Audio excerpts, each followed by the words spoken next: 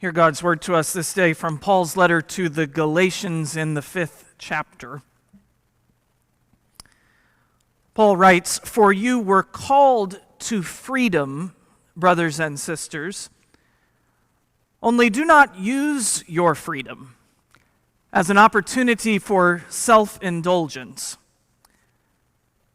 but through love become slaves to one another.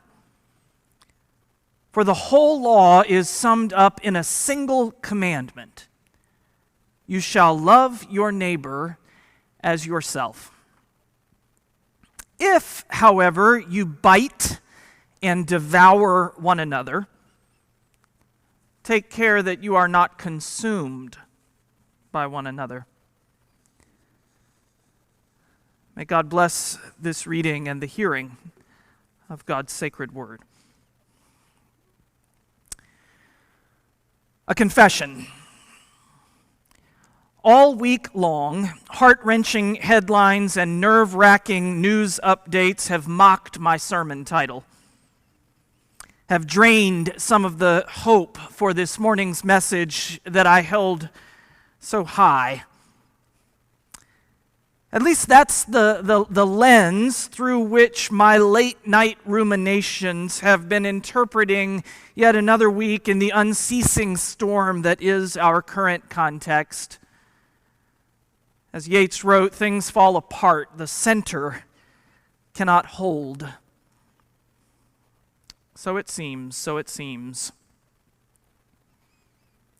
In such a time as this, how do we who profess trust in God and seek to follow the way, really follow the way of Jesus Christ, how do we live faithfully in the world?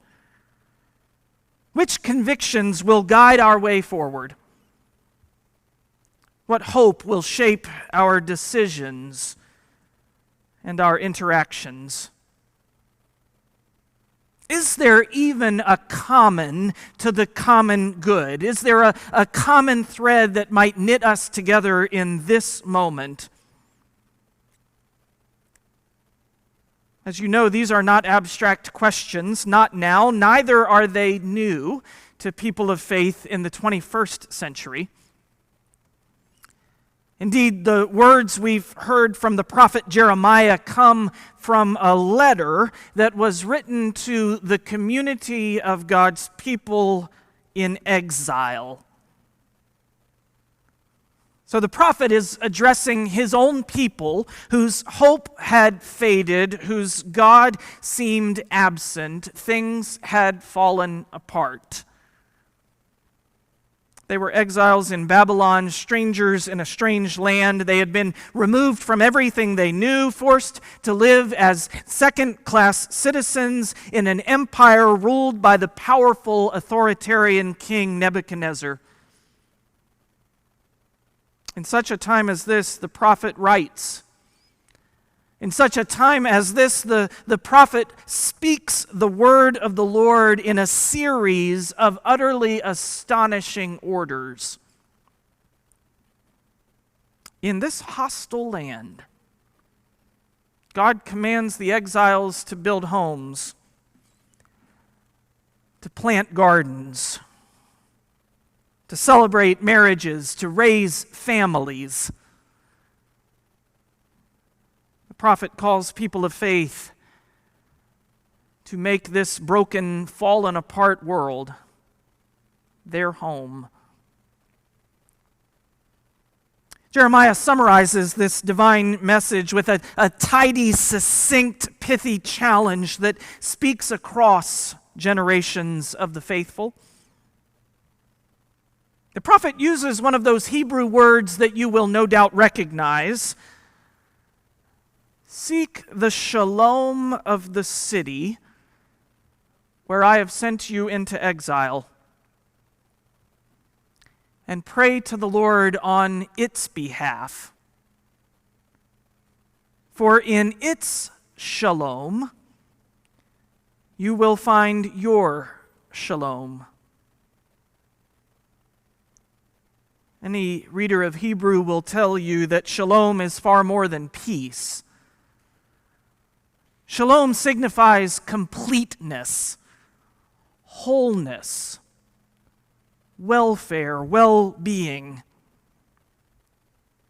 And according to these prophetic words from Jeremiah, our shalom, the shalom of the community of faith, depends on the shalom of our city, our nation, our community, our polis. It's a powerful call for believers to serve the common good with acts of love and justice and compassion, even in exile. And we must admit, we must own the fact that it's more than a little surprising to read these words in the context of exile. One might assume that the command of God through the prophet Jeremiah would be something like, keep yourselves pure and uncontaminated by the outside world. Erect a barrier between yourselves and the world beyond, and make sure that the community of faith is undefiled by the sins of the Babylonian Empire. Or perhaps turn inward and care for each other. Look out for one another. Don't waste your time on the shalom of the Babylonians. They care nothing about you. The message of the prophet is unambiguous, abundantly clear that there is much that the Babylonians and the exiles hold in common. The prophet makes it abundantly clear that their futures are woven together. This is how God intends it to be. And so these millennia later, as followers of the same God, Second Presbyterian Church is commanded to seek the shalom of the community in which we find ourselves, to pray for its shalom, for our futures are woven together. In this way, I am moved by your commitment to this neighborhood, to this city, to this community. I am moved that 3 days each week, because of your vision and generosity, there's a line of cars that stretches across our parking lot, and faithful volunteers who greet neighbors with warm hospitality, kind words, and bags of grocery that will sustain their families in trying times. I am moved that through existing and deepening partnerships, students and teachers from local elementary schools will receive vital support from our congregation to make sure their vocational work can continue in our literal midst. I am moved by how many of you participate in habitat builds and serve families experiencing homelessness through Family Promise, and support refugees newly settled in Indiana, and give generously to support the diverse ministries of a congregation that sustain hope and shape faith. And of course, in more ways than I could possibly enumerate this morning, the members who are Second Presbyterian Church make mission a part of your lives Monday through Saturday. I see you. I hear your stories. Your vocations of compassion, care, leadership, and service. How you seek the shalom of this community in concrete and powerful ways. As individuals and united as one community. Thanks be to God for your commitment. Seek the shalom right where you are. The prophet commanded the exiles. Don't wait for another time or dream of another place. Start right now, right here, seeking the wellness, the wholeness, the healing of your community. Our call begins right where we are, to respond to the needs and live our faith in our own neighborhood. This summer, the session of your congregation convened task forces to help us focus our efforts on the local mission partnerships and the call of our faith to racial reconciliation in this moment. Trusting and confident that this work is essential to the purpose of the church. You'll be hearing more from each of these teams in the weeks ahead, for at its heart, the call to active discipleship is a call to those in our literal midst, those with whom we share so much in common. But this morning I would suggest to you that our call does not end there, and so our work must not stop there. The shalom we seek is more than sustenance, more than simply ensuring that our neighbor's basic needs are met 1 week at a time. There is, I think, a broader obligation that has been placed on our shoulders. The theologian Reinhold Niebuhr perceived this back in the 50s, and he wrote these words: "When we talk about love, we have to become mature, or we will become sentimental. Basically," Niebuhr wrote, "love means being responsible. Responsible to our family, to our civilization, and now, by the pressures of history, toward the whole universe of humankind."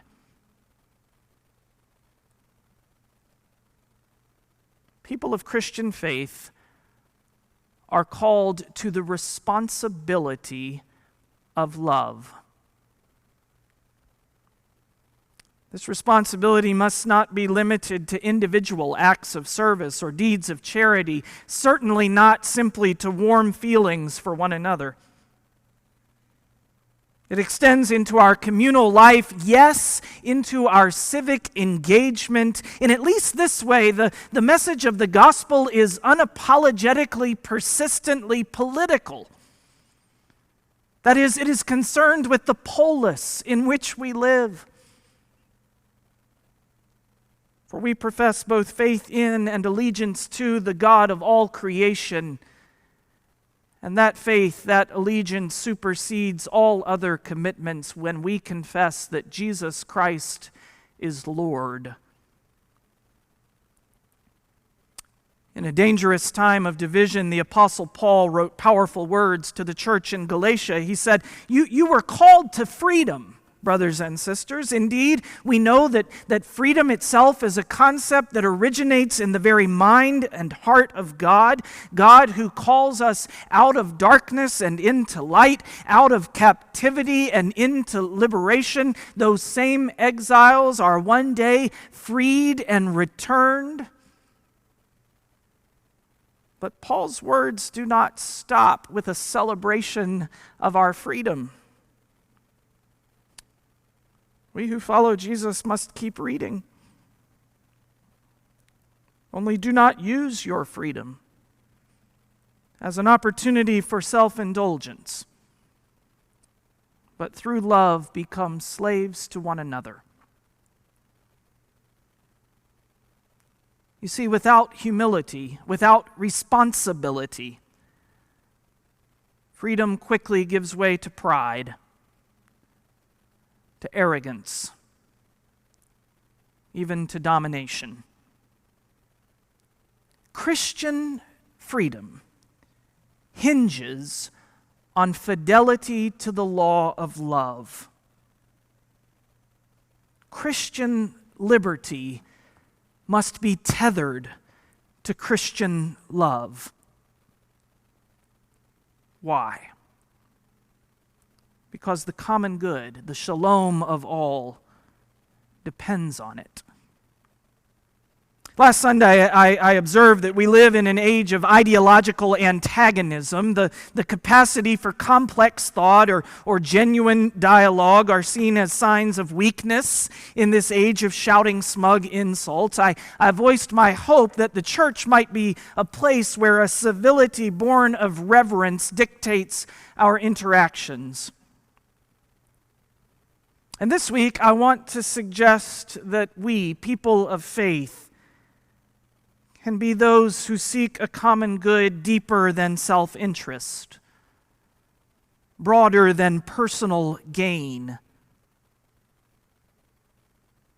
For our futures are woven together as surely as the shalom of the exiles depended on the shalom of the Babylonians. We who believe in the universal claim of God's grace must take on the responsibility of love.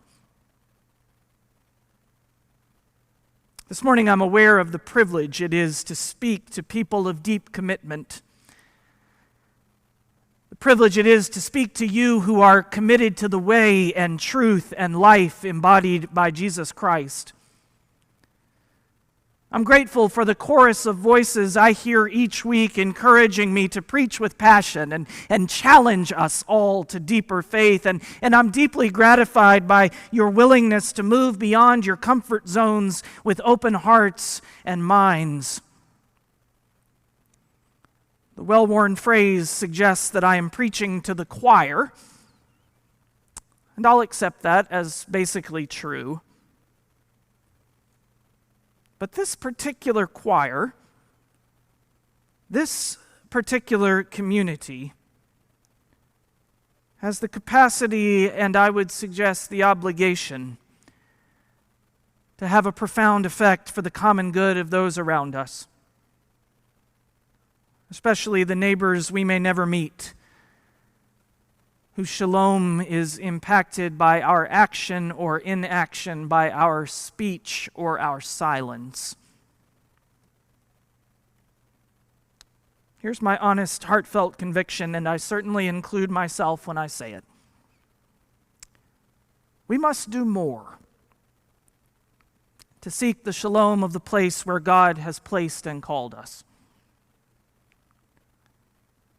We must confess that too often we have privileged our own comfort above the needs of others. We must confess that many of our literal neighbors have been excluded from the common good that we are called to seek for all. For in the community of faith, we proclaim that our shalom depends on the wholeness of those around us. In his letter from a Birmingham jail, Martin Luther King called this an inescapable network of mutuality. And my favorite phrase, a single garment of destiny. If the suffering of even one of God's beloved children causes all of us to suffer, as Paul writes, what are we doing to relieve this suffering that has us all in its grip? These are questions our faith compels us to ask, even or perhaps especially when doing so will challenge our assumptions or reframe our perspectives, or ask more of us than we would prefer to give. One of those discouraging pieces I mentioned earlier referenced a term I'd not heard before. I wish I still hadn't. The term is lethal mass partisanship. It's actually a technical term that describes a willingness to justify actual violence against one's political opponents. And though it may be a technical term, it is no longer a hypothetical one. What does fidelity to the law of love look like in a time of lethal partisanship? How do we together begin to envision a path toward the common good for all who share this one garment of destiny? Today, I'm preaching my 100th sermon at Second Presbyterian Church. It's day 850. Tomorrow morning, I'm going to leave town and stay away for 4 days. I'm going to turn off all my devices, shut down all my screens. I'm going to quiet the cacophony in my head, and I'm going to pray. I'm going to pray for myself and those I love. I'm going to pray for you, for our church, for our city, our nation, and the world. I'm going to ask God to open my heart and empty it of what I no longer need to carry and fill it with what I need most for the next chapter of this journey. You see, for me, and maybe for you as well, a gradual realization has worked its way into my heart, and it is this: that the volume has been turned up way too high these days. So I'm going to seek silence. Try that for a little while. I hope to hear again that still small voice drowned out by so many other voices, whispering that the responsibility of love toward those with whom we share a future is the heart of our faith. And so if you're feeling hopeless these days, if you are angry, afraid, if you're coming apart at the seams, here's a suggestion. Turn down the volume. Quiet the shouting. Silence the voices that are not serving you well. Instead, follow the word and the example of the one who came as servant of all. Listen for his voice. Reflect on his will for your life. Invest in God's work in the time and place you have been given. Do something for someone else. The date was March 4th, 1861. The occasion was Abraham Lincoln's first inaugural address. In the time from his election to his inauguration, 7 states had seceded from this our union. It was a moment in American history when it seemed unlikely at best that that fragile partnership could endure another 4 years, though the only enemy in sight was us. Does it sound at all familiar? I can imagine that day, the partially completed Capitol building still in construction behind him. I can imagine that the words he spoke were received by some in the crowd as a futile gesture, perhaps even pitiful. For after all, it was just words, a thimble of water thrown on a raging fire. But Lincoln chose those words carefully to describe the responsibility of love. And by the grace of God, they set the course that held our nation together. I am loath to close. We are not enemies, but friends. We must not be enemies. Though passion may have strained, it must not break the bonds of affection. For the mystic cords of memory stretching from every battlefield and patriot grave to every living heart and hearthstone all over this broad land will yet swell the chorus of the Union. When again touched, as surely they will be, by the better angels of our nature.